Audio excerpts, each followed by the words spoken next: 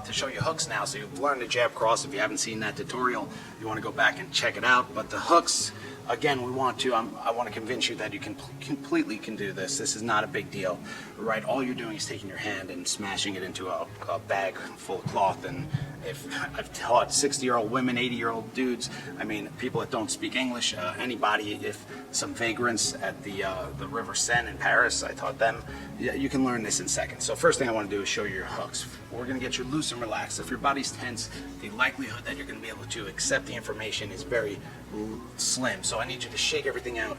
Take a deep breath in. Make sure you're loose and relaxed. That's really important. That's going to allow you this information just to kind of subconsciously go into your brain. Now, good. So you're going to strike with the lead two knuckles.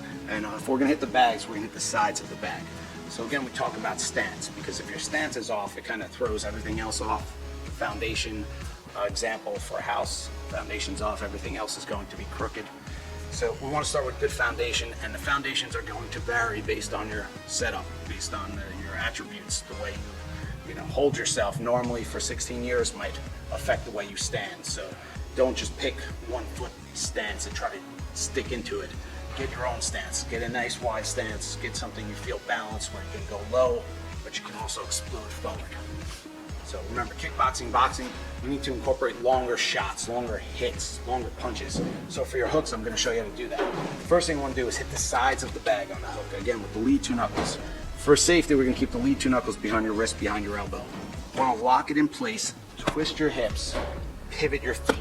So the key was I did not throw the arm solo. The key was the hip.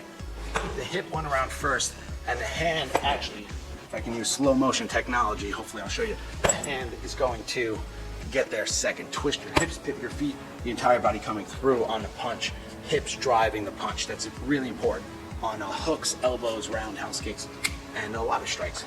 Hips get there first. So the rear hook, you're gonna step across and pop your hips through. So it's like your foot's tied to an anchor, and you throw the anchor overboard and then it pulls you overboard. That's what you want your hip to do. You want your hip to get there first and pull the anchor, your arm, overboard in a nice secure position. You can do it a lot of other ways and you'll see variations, but remember, I'm just trying to give the most basic fundamental information to you so you can learn this in 15 minutes. So your hooks are in tight, twisting your hips, pivot your feet, weights on the balls of your feet. You're transferring the weight back and forth. This is really important. Any sustained punching you do, you want to be able to pump the legs back and forth. Otherwise, the muscles will seize up. You want to transfer power from one foot to the other, twist your hips, rip your hand back to your chin, while one side of your body is active, the other side is being rested. And that's a key on hook. And if we just focus on hooks for this tutorial, twisting your hips, pivoting your feet, using the lower body, transferring the burden around the body, which is a common principle in my class, and I'll focus you into that on the workout. If we can constantly trade off the burden, so some muscles are on fire, other muscles are going to help out, and the other muscles will recover. And you use that on striking all the time.